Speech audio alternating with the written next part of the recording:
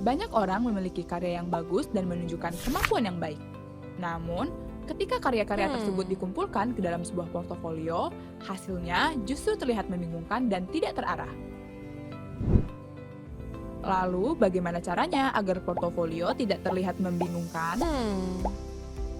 Salah satu langkah penting adalah melakukan kurasi karya. Pernahkah kamu melihat penyortiran barang dalam sebuah perusahaan?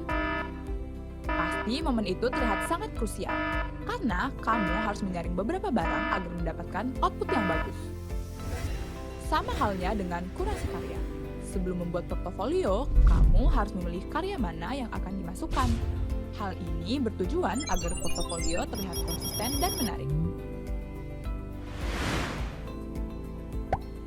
Dalam proses ini, kamu juga perlu memahami apa yang membuat sebuah karya layak untuk ditampilkan dalam portofolio.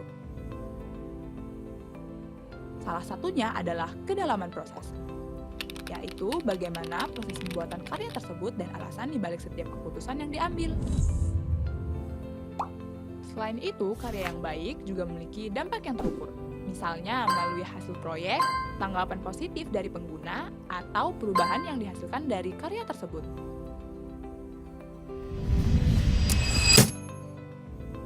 Terakhir adalah eksekusi teknis, yang menunjukkan kemampuan teknis serta perhatian terhadap detail dalam proses pengerjaan karya. Dengan mempertimbangkan ketiga aspek ini, kamu dapat memilih karya yang mampu merepresentasikan kemampuan kamu dalam sebuah portofolio. Setelah memilih karya yang berkualitas, langkah berikutnya adalah menyusunnya dalam struktur portofolio yang baik. Salah satu prinsip yang dapat digunakan adalah prinsip primacy, yaitu menempatkan karya terbaik di bagian awal agar dapat langsung menarik perhatian. Selain itu, ada juga prinsip recency, yaitu menempatkan karya yang kuat di bagian akhir sehingga memberikan kesan yang mendalam bagi orang yang melihatnya.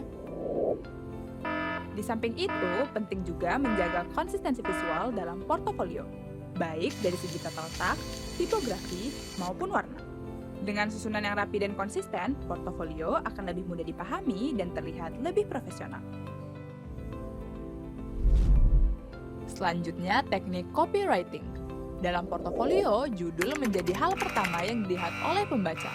Oleh karena itu, judul tidak hanya menjelaskan apa yang dibuat, tetapi juga perlu menunjukkan hasil atau dampak dari karya tersebut. Dengan begitu, orang dapat langsung memahami nilai dari karya yang ditampilkan.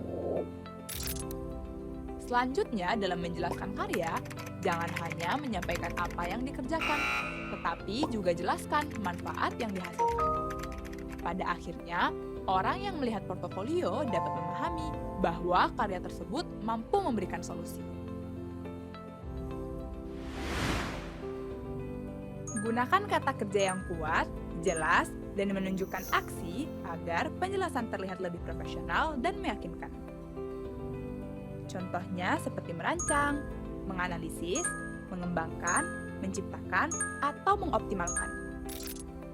Selanjutnya adalah optimalkan keterbacaan, seperti gunakan subjudul, gunakan bullet point, dan gunakan tulisan bold atau tebal, agar bagian yang penting lebih terlihat dibanding teks lainnya.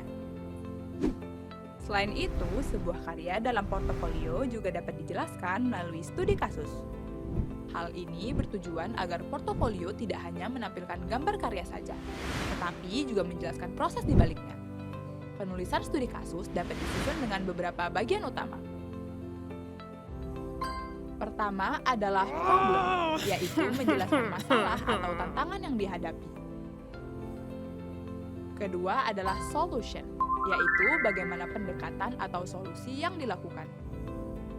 Ketiga adalah role, yang menjelaskan peran kamu dalam proyek tersebut. Terakhir adalah outcome, yaitu hasil atau dampak yang dicapai dari karya tersebut.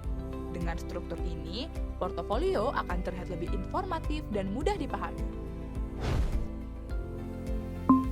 Pada akhirnya, portofolio bukan hanya sekedar kumpulan karya yang pernah kamu buat. Portofolio juga menjadi sarana untuk menunjukkan kemampuan, proses berpikir, dan pengalaman yang kamu miliki. Dengan memilih karya terbaik, Menyusunnya secara terstruktur serta menjelaskannya dengan jelas, portofolio dapat menjadi media yang efektif untuk memperlihatkan kualitas dan potensi diri kamu.